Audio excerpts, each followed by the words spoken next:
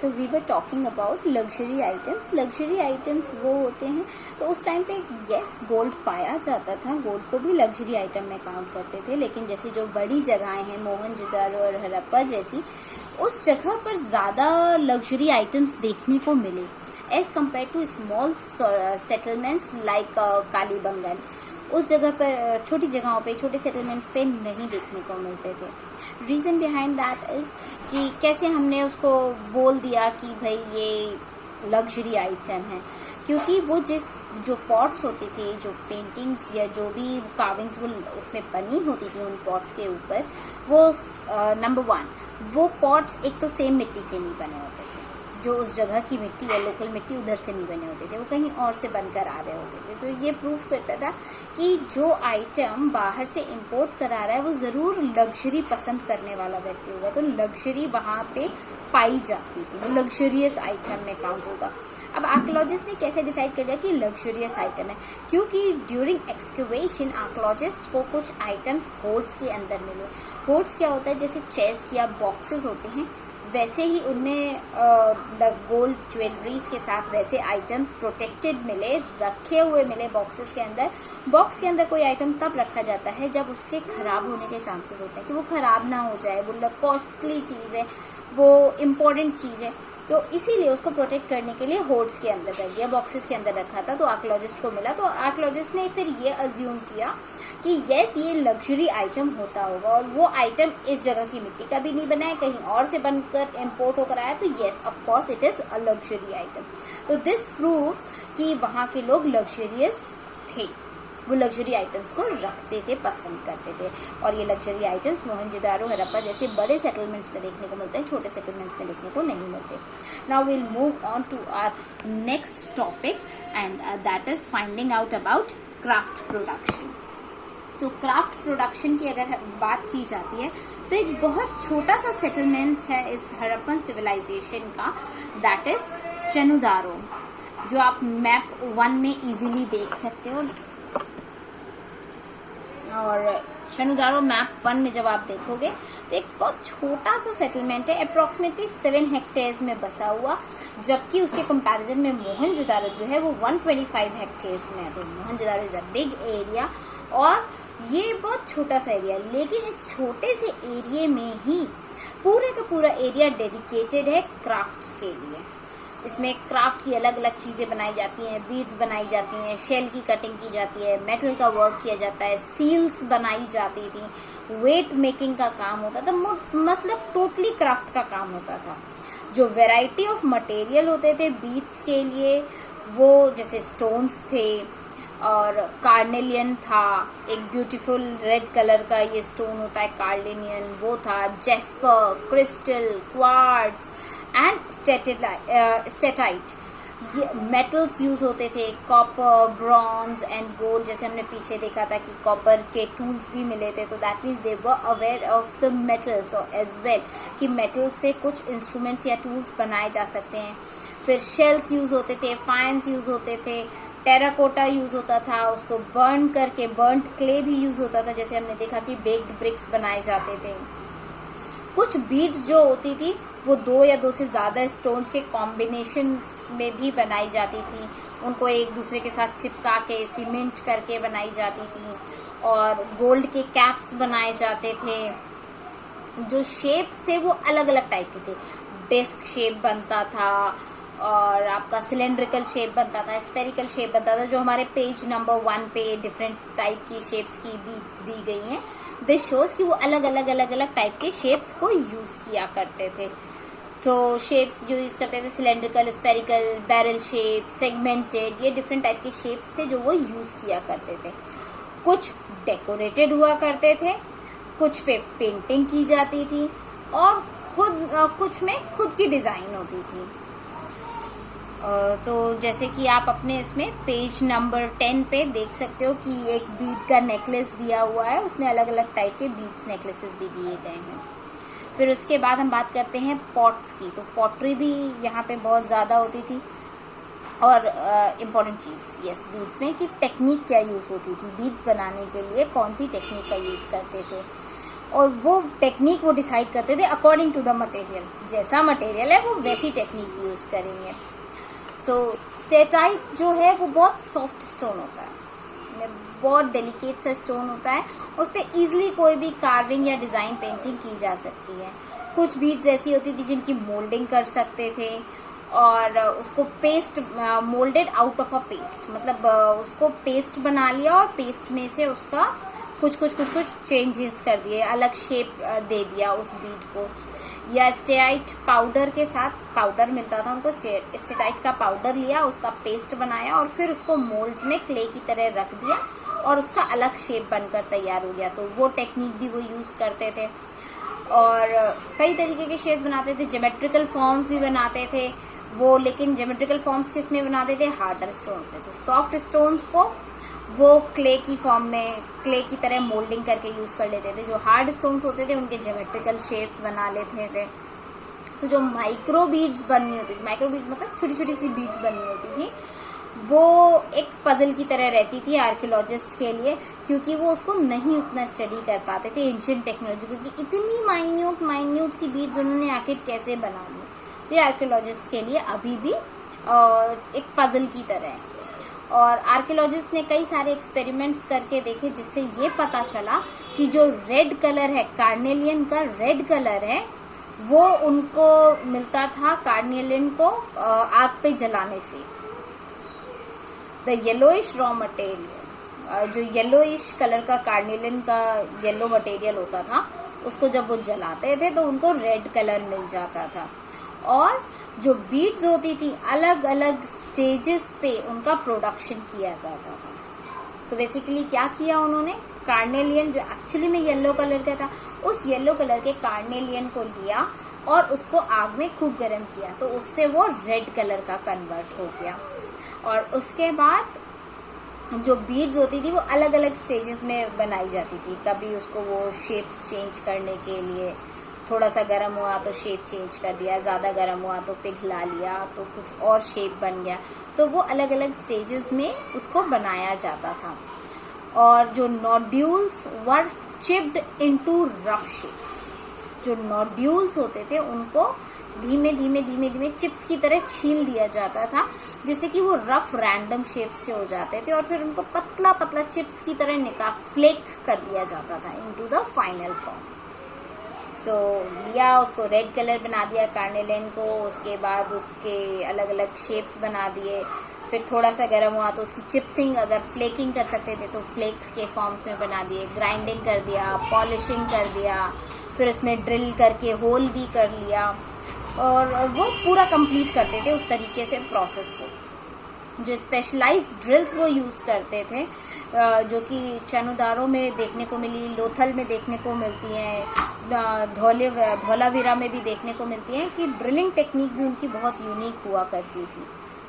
अगर आप नागेश्वर और बालाकोट को देखोगे तो आप नोटिस करोगे कि ये जो सेटलमेंट्स हैं वो एकदम कोस्ट के पास हैं, समुद्र के किनारे की तरफ बसे हुए हैं। और ये स्पेशलाइज्ड सेंटर होते थे शेल ऑब्जेक्ट्स के। समुद्र के किनारे थे, समुद्र से सी शेल्स आ जाते थे, तो यहाँ पे शेल ऑब्जेक्ट्स बहुत ज्यादा मिलते थे, जैसे कि बैंगल्स हो गए, लैडल्स हो गए, या इनलेज हो गए, जो कि अदर सेटलमेंट्स पे नहीं पाए जाते थे। तो ये स्पेसिफिकली सी शेल के ऑब्जेक्ट्स यहाँ पर बना करते थे। और सिमिलरली जैसे कि जो फिनिश्ड प्रोडक्ट होता है, जैसे बीड्स बनकर बन गई, तो वो फिर जैसे चनुदारों में बन गई या लोथल में बन गई, तो फिर वो लार्ज अर्बन सेंटर्स में लेकर इंपोर्ट करके लेकर आई जाती थी, जैसे मोहनजोदारो और हड़प्पा में।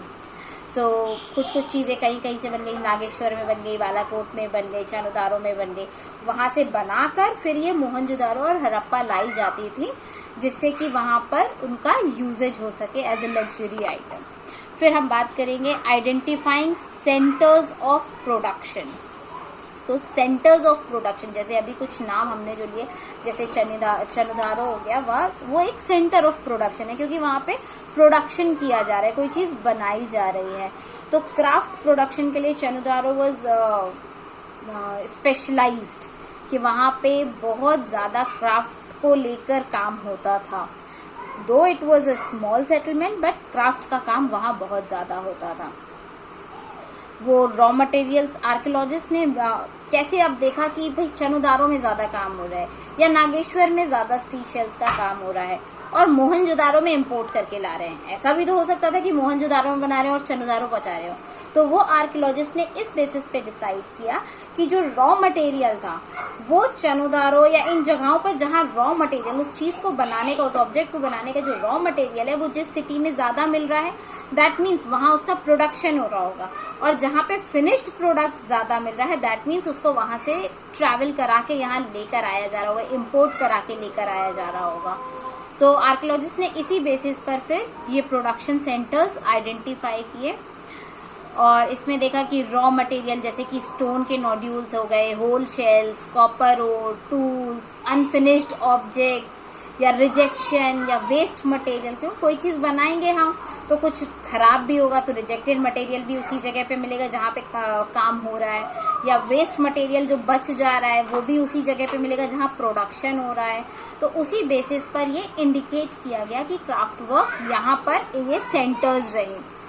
और शेल या स्टोन की बात करें तो उसको काट कर उसके ऑब्जेक्ट्स बनाए जाते थे, फिर उसको पीसेस कर दिया, then pieces of these materials will be discarded as waste. तो शेल को काटा और उससे कुछ ऑब्जेक्ट बना लिया, जो बाकी के पीसेस थे उसको एज अ वेस्ट डाल दिया। तो जहां पे प्रोडक्शन की जगह होगी वहीं पे वो एज अ वेस्ट डाला जाएगा। और समटाइम्स क्या होता था कि कुछ लार्ज वेस्ट पीसेस भी बच जाते थे, तो उन लार्ज वेस्ट पीसेस से फिर कुछ और छोटे छोटे ऑब्जेक्ट्स बना दिए जाते थे। लेकिन minuscule bits were usually left in the work area. लेकिन जो छोटी चीजें थी, जो वेस्ट प्रोडक्ट्स थे, उनको जो प्रोडक्शन एरिया था, वर्क एरिया था, वहीं छोड़ दिया जाता था। और यही जो ट्रेसेस हैं वो सजेस्ट करते हैं कि स्मॉल स्पेशलाइज्ड सेंटर्स होते थे, क्राफ्ट प्रोडक्शन होता था और फिर उनको लार्जर सिटीज जैसे मोहनजोदारो और हड़प्पा में ले जाया जाता था। अब हम दूसरी बात करेंगे कि नेक्स्ट टॉपिक लेंगे, point number 6 which is on page number 12। इसमें टॉपिक है strategies for procuring material. So the next topic is strategies for procuring materials. तो प्रोक्योरिंग मटेरियल्स, तो हेडिंग समझना सबसे पहले जरूरी है कि क्या स्ट्रेटजीज होती थी, क्या तरीके अपनाए जाते थे फॉर प्रोक्योरिंग मटेरियल। तो प्रोक्योरिंग का मतलब सामान इकट्ठा करना, कि रॉ मटेरियल्स को इकट्ठा करने के लिए वो क्या तरीका अपनाते थे। तो चीजें बनती किससे थी, एक तो स्टोन से, वो उससे बनती थी, क्ले से बनती थी। तो क्ले तो इजीली अवेलेबल होती थी हर जगह पर, लेकिन उसके अलावा कुछ स्टोन हो गया, टिम्बर हो गया, मेटल हो गया, जो कि बाहर से लाना पड़ता था, जो एलुवियल प्लेन्स पे मिलता था। तो टेराकोटा के जो टॉय मॉडल्स बुलक कार्ट के मिले हैं, ये बताते हैं कि ये इम्पोर्टेंट मीन्स ऑफ ट्रांसपोर्ट रहा होगा गुड्स का, जिससे कि लोग अक्रॉस द लैंड रूट्स आते होंगे। मतलब टेराकोटा का बुल मिला तो उससे ये पता चलता है कि बुल के माध्यम से, बुल की हेल्प से वो लोग दूसरी जगह से रॉ मटेरियल्स को लेकर आते होंगे, दूसरी जगहों से। जो रिवरन रूट्स रहे होंगे, जैसे समुद्र के या नदी के थ्रू भी लेकर आते होंगे अलोंग द इंडस, और उसकी ट्रिब्यूटरीज से होते हुए कोस्टल रूट्स तक भी सामान आता होगा। सो पहला इसमें पॉइंट है materials from the sub continent and beyond.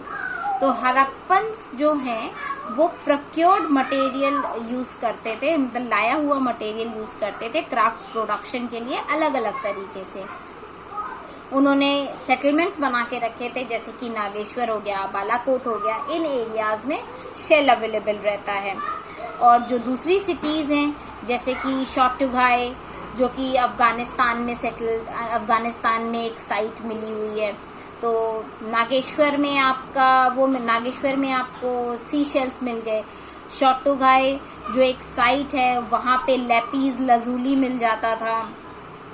Lapis lazuli हमने पहले पढ़ा था लास्ट ईयर में कि लैपिस लजूली या ब्लू कलर स्टोन, तो ब्लू स्टोन लैपिस लजूली मिल जाता था और वो उसका बहुत हाई वैल्यू रहा करता था।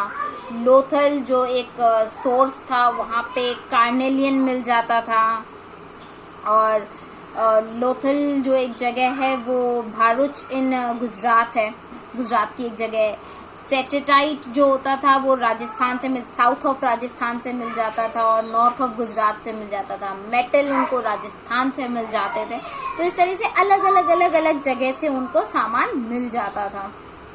जो दूसरी स्ट्रेटेजी वो रॉ मटेरियल्स को इकट्ठा करने के लिए यूज करते थे वो था कि एक्सपेडिशन के लिए भेजते थे।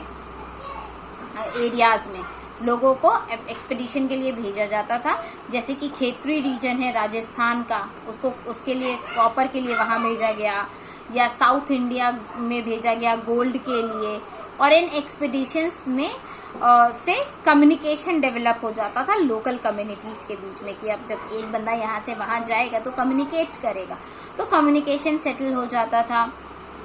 और occasional finds of Harappan artefacts हुआ करते थे, मतलब ओकेजनली आर्टिफैक्ट्स मिले हैं हरप्पा के, जैसे कि स्टेटाइट माइक्रोबीड्स मिली हैं इस एरिया में, जो कि ये इंडिकेट करती हैं कि स्टेटाइट यहाँ नहीं, हरप्पा में नहीं मिलता था, वो कहीं और से लाया जाता था। उससे पता चलता है कि ये लोग कलेक्शन करते थे सामान का। एंड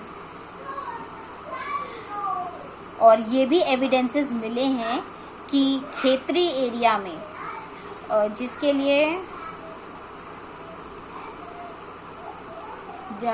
आर्कियोलॉजिस्ट कहते हैं गानेश्वर जोधपुरा कल्चर, जिसे आर्कियोलॉजिस्ट गणेश्वर जोधपुर कल्चर कहते हैं।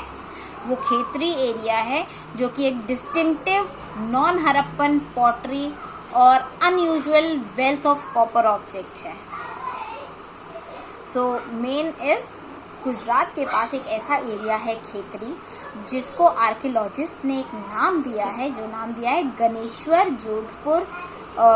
जोधपुरा कल्चर, जहाँ पे नॉन हरप्पन पॉटरी देखने को मिलती है और एक अनयूजुअल वेल्थ मिलती है कि वहाँ पे कॉपर ऑब्जेक्ट्स बहुत ज़्यादा देखने को पाए जाते हैं। तो ये पॉसिबिलिटी है कि यहाँ के इस रीजन में रहने वाले लोग कॉपर को सप्लाई करते थे हरप्पन्स को। फिर इसके बाद आप देखेंगे तो आपको हरप्पन सिविलाइजेशन और वेस्ट एशिया का मैप मिलेगा पेज नंबर 13 पे। इसमें आपका मेसोपोटामिया दिया गया है, पूरा अरब का सीन दिया गया है। I am not able to turn the map, turn the camera, otherwise I have shown you. You can open it on page number 13 and you will able to see जो पूरा अरब का सीन दिख रहा है। Red सी दिख रहा है left side में, रेड सी के बाद आपको पूरा अरब दिखाई देगा और उसके बाद आपको मेसोपोटामिया दिखाई देगा, जो आपने क्लास 11th में पढ़ा था, मेसोपोटामिया वाला सेक्शन। फिर जो राइट साइड में आपको पिंक कलर का सेक्शन दिख रहा है, दिस इज हरप्पन सिविलाइजेशन। पूरा आपको इंडस रिवर दिखाई देगा, हरप्पा दिखाई देगा और सुत्तग एंड दौर दिखाई देगा। So all these are the areas जहाँ पर ये सप्लाईज होती थी कॉपर की, गणेश्वर जोधपुरा वाले सेक्शंस कल्चर से। इसमें नेक्स्ट सेक्शन आता है कॉन्टैक्ट विद डिस्टेंट लैंड्स। जैसा कि अभी हमने देखा कि एक्सकेवेशन के लिए ये लोग भेजा करते थे कि जाओ और देख कर आओ, कहीं से कुछ मिल जाए और अच्छा मिल जाए, तो वो एक्सकेवेशन में उनको कम्युनिकेशन भी बढ़ जाता था। तो इस तरीके से दूर दूर के देशों से, दूर दूर की जगहों से भी चीज़ें वो लेकर आते थे। तो रीसेंट आर्कियोलॉजिकल फाइंडिंग से ये पता चला है कि copper was also probably bought from Oman. Oman से भी कॉपर लाया जाता था south eastern tip of Arabian peninsula पर। जो ओमान जगह है वहां से भी ये कॉपर मंगवाते थे। केमिकल एनालिसिस से ये पता चला है कि ओमानी कॉपर और हरप्पन आर्टिफैक्ट्स में जो कॉपर यूज हुआ है उसमें दोनों में ही निकल के ट्रेसेस हैं, और ये बताता है कि जो हरप्पन आर्टिफैक्ट्स जो मिले हैं उसमें जो कॉपर यूज हुआ है उसमें निकल के ट्रेसेस हैं, और ओमान में जो कॉपर मिलता है उसमें भी निकल के ट्रेसेस होते हैं। तो दिस प्रूव्स कि जो हरप्पा में कॉपर लाया जाता होगा वो ओमान से भी लेकर आया जाता होगा, दोनों का कॉमन ओरिजिन है। और भी दूसरे ट्रेसेस हैं जो कि ये कॉन्टैक्ट बताते हैं। एक डिस्टिंक्टिव टाइप का वेसल भी देखने को मिलता है जो आपको राइट साइड में दिखेगा, Harappan jar found in the Oman. जो एक हरप्पा का जार है ओमान में आपको देखने को मिला है। ब्लैक कलर का ये पिक्चर है, फिगर 1.17। और इसमें आप देख सकते हैं कि ये एक बहुत डिफरेंट, बहुत स्पेशल टाइप का हरप्पन जार है जिसमें कि एक बहुत थिक लेयर का ब्लैक क्ले चढ़ाया गया है और ये ओमान की साइड्स पे मिला। ब्लैक कलर का क्ले चढ़ाया गया है और ऐसी जो थिक कोटिंग है जो कि परकोलेशन ऑफ लिक्विड्स के लिए यूज की जाती है। मतलब जब लिक्विड्स भर के रखने होते हैं तो लिक्विड्स का एसेंस ना चला जाए तो उसके लिए ब्लैक कोटिंग के जार्स में रखा जाता है। तो ये लिक्विड्स के लिए स्पेशली जार बना था और ये ओमान की साइड्स पे मिला है। अब ये नहीं पता कि ये वहां तक कैरी कैसे होकर गया, कैसे वहां तक पहुंचाया गया, लेकिन ये पॉसिबल है कि हरप्पन्स ने इसको एक्सचेंज किया होगा फॉर ओमानी कॉपर, कि ओमान से कॉपर ले लिया और ये वेसल उनको दे दिया। तो मेसोपोटामिया के जो टेक्स्ट हैं जिनको डेटा बनाया जा सकता है, datable text datable to the 3rd millennium BCE refer to copper coming from a region called Magan. तो जितना डेटा निकाला गया है या डेटा रिकॉर्ड किया गया है उसके बेसिस पे ये मेसोपोटामिया के कल्चर में ये बताया जाता है कि 3rd millennium BCE में जो एक रीजन था मैगैन करके, वहां से कॉपर मंगवाया जाता था। हो सकता है कि ये जो मैगैन है वो ओमान का ही दूसरा नाम हो। और ये बहुत इंटरेस्टिंग फैक्ट है कि enough copper found at Mesopotamian sites also contains traces of निकल।